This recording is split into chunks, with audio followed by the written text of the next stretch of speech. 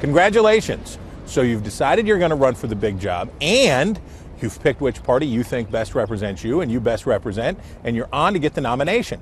So how exactly do you do that? Well, look, it's going to be hard, but it's pretty straightforward.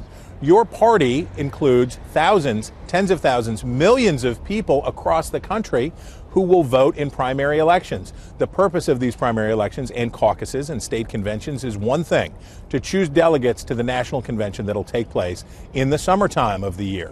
So your job is to win those delegates. The way that you win those delegates differs whether it's a caucus state or a convention state or a primary state.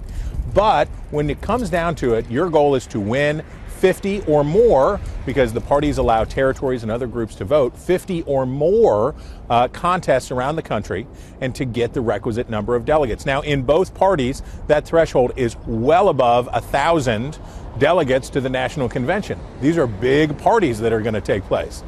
Now, what you want to do is win outright. You don't want to have any confusion about who the party's nominee is going to be. So you want to roll up a bunch of victories and lock up those delegates. Because if you don't, do you know what happens? You'll get to your party's convention, and it could be what we call an open convention, and it could end up as a brokered convention. That happens when no candidate has the requisite number of delegates. Whether Republican or Democrat, they don't have enough delegates to claim the win on their own, and so it goes to the floor.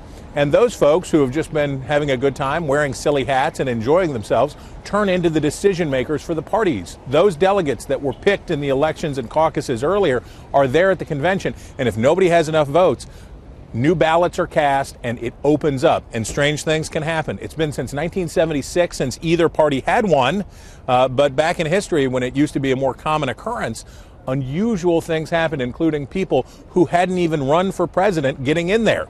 So what you've got to do is get out there and win, so you don't have to worry about that.